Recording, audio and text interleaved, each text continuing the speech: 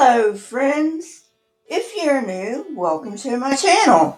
If you're a fan or a subscriber, welcome back. I really do appreciate you. For those of you who are new, why don't you take a moment to hit that subscribe button so you know when I come out with new videos. Today's topic, Emergence of Israel, Nomads to Sedentary People too.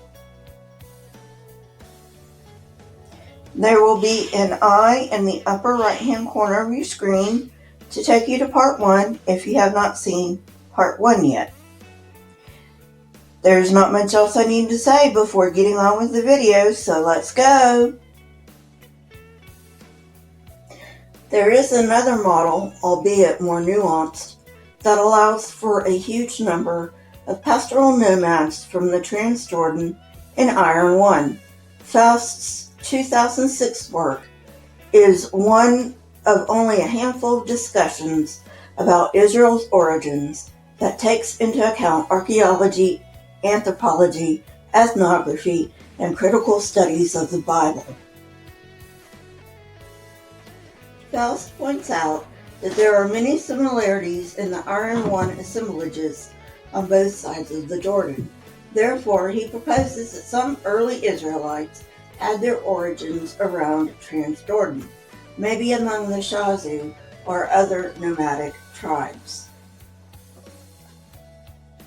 He doesn't really discuss the Transjordanian sites. Like most experts, he opines that early Israel was made up of an ethnic mix. According to his model, there aren't enough nomads settling to account for the population explosion at the beginning of Iron 1. Most models put forth by scholars assume that Israel was tribally organized, which appears to come from the nomadic ideal of the Hebrew Bible. However, most of the Israelite ancestors never lived in tents. The Bible's nomadic ideal has more to do with a utopian dream than reality.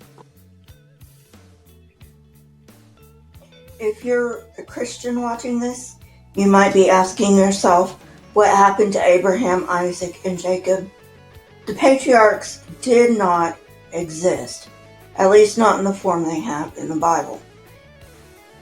The only thing I can say is that Abraham may have existed not as the ideal that the Bible has, but as a chieftain. Larry Hare, lead excavator at Tel El Umeri, one of Finkelstein's sites, puts forth the Reubenite hypothesis. He argues that the material remains of houses are almost identical to the Iron 1 assemblages in the Hill Country. That stratum 12, which is dated to circa 1200 BCE, is the prototype of the Iron 1 assemblages of villages in the Hill Country. That Tel El Umeri is a Reubenite site. Keep in mind that the 12-tribe schema is a later artifact superimposed on early Israel.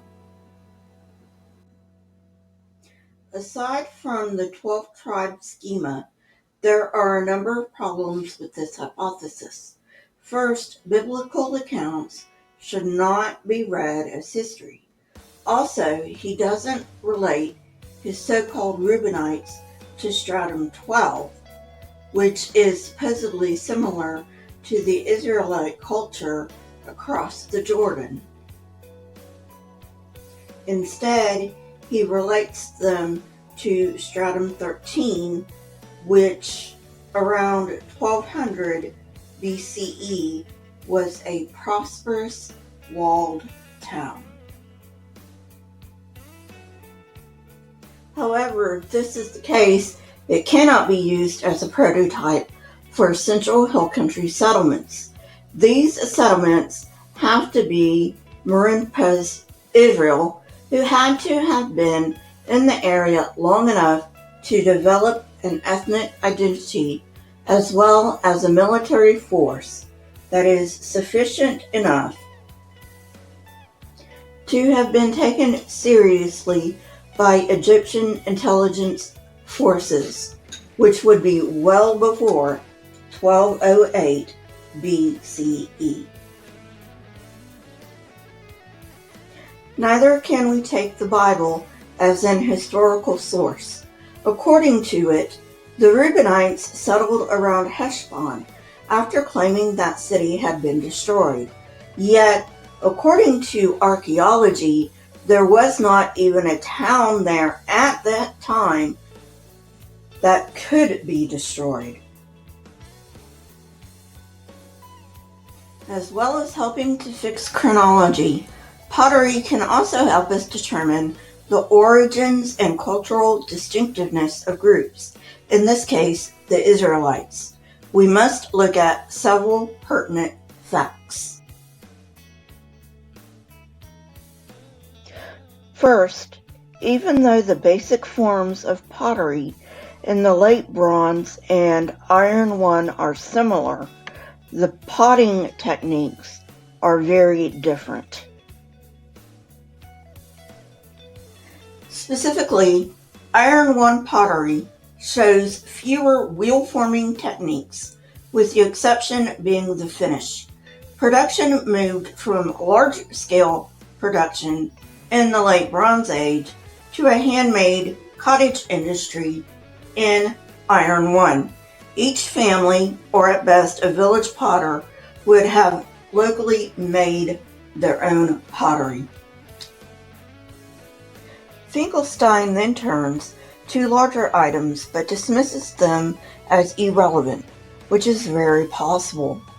William Dever acknowledges this, but he points out that it is the combination and extensive adaptation to agriculture and socio-economic structure that are new in Iron Age 1. Now remember in my Nazareth series that I said permanent structures cannot be used to date settlements because they are permanent. We must therefore use movable objects associated with those structures. This strategy has no precedent and cannot simply be explained as pastoral nomads settling down. It should be reiterated that these newcomers came from the indigenous population, but they adapted their cultural traditions to fit their new marginal zones. The best evidence that Highland settlers were experienced farmers comes from Finkelstein's own site of Isbet Sarda. Baruch Rosen showed that from the very beginning, settlers produced agricultural surplus. Another equally important technological change was house construction, which for Iron One is mostly novel, though they do have a few precedents in the late Bronze Age. However, such examples are few and far between. Well, friends, that's it for today. I hope you enjoyed it. If you did, hit that like button, press the subscribe button, and if you want to know when I come out with new content, hit the bell next to the subscribe button. Also, if you would, please leave comments in the comment section. Not only do I love hearing from you, but it also triggers the YouTube algorithm. My Twitter, Discord, PayPal, and email links are in the description, along with the source that I used for this particular episode. If you wish to support this channel, you may do so on my PayPal account, but if you need to keep it for you, keep it for you. Keep learning and searching for truth. Here are a few videos from my library. If you have not watched them yet, go ahead and watch them and tell me what you think. Remember, keep washing those hands and keep 6 feet apart at all times. We want to slow the spread of this virus. Until next time, friends, goodbye.